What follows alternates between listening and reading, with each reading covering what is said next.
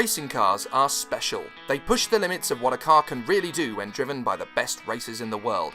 But occasionally, either due to racing regulations or by popular demand, some racing cars make it into production for the general public.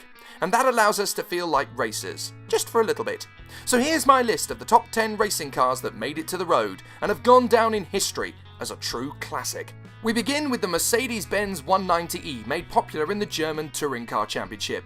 There was always something particularly special regarding the 190e. 235 brake horsepower, that spoiler, and those arches. It was legendary, and 1,000 of them were made for the general public, and that means 1,000 very lucky drivers.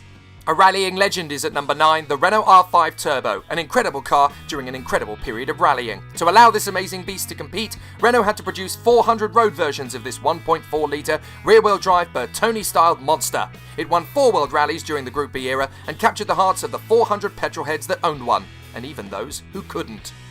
This is one of the classic homologation stories of the automobile. BMW wanted to race a 4-litre V8 M3 that produced 493 brake horsepower in the world's best sports car contests. But to do so, there had to be a road-going version. So they detuned the engine to 380 brake and made just 10 of them for the road. Just 10! But think how spoilt you were if you bought one. In order to compete against Lancia and Audi in the Group B era of the World Rally Championship, Peugeot had to scale down their gas-guzzling 4-wheel drive Leviathan for road users, producing 200 of them for some very lucky drivers. The engine was detuned to 197 brake horsepower and was one of the kings of the hot hatch era, and we still love it today.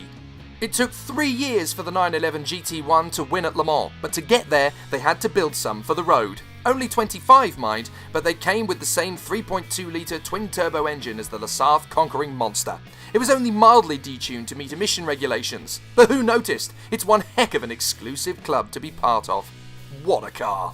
Next up, the car that Ford built to rub Ferrari's face in it for snubbing their takeover bid. The GT40 won Le Mans for 4 consecutive years in the 60s, and the road version carried the same fiberglass shell as the racer, and with 335 brake horsepower at the owner's disposal, there was more than enough to keep the raging petrolhead grinning like a Cheshire cat. And now, there's a new one. The new GT is about to hit the streets after conquering Le Mans on its debut last year, but we can only speculate on how good it will be based on all the worldwide hype, so it might be even better than this list suggests. But at £420,000 and the waiting list already full, you and I will probably never get one, so it's not as high on the list as it probably could be. And so, to the podium. In third place is a car I daydreamed about for years. The Mercedes-Benz CLK GTR is my favourite road racer ever, and although I'll never drive one, let alone own one, you can't argue with the 6.9-litre 604 brake horsepower engine underneath that sexy, sleek exterior, and only 25 were ever made for the road. Ah well, dream on. The top 2 in this list were cars that Joe Public could actually get his hands on, starting with perhaps the most exquisite BTCC racer ever, the 155 Silverstone. So that Alfa Romeo could have a large rear wing on its racers, they went out and built 2,500 special editions that also featured a spoiler, purely so they could win on track. And all I can say is, grazie mille.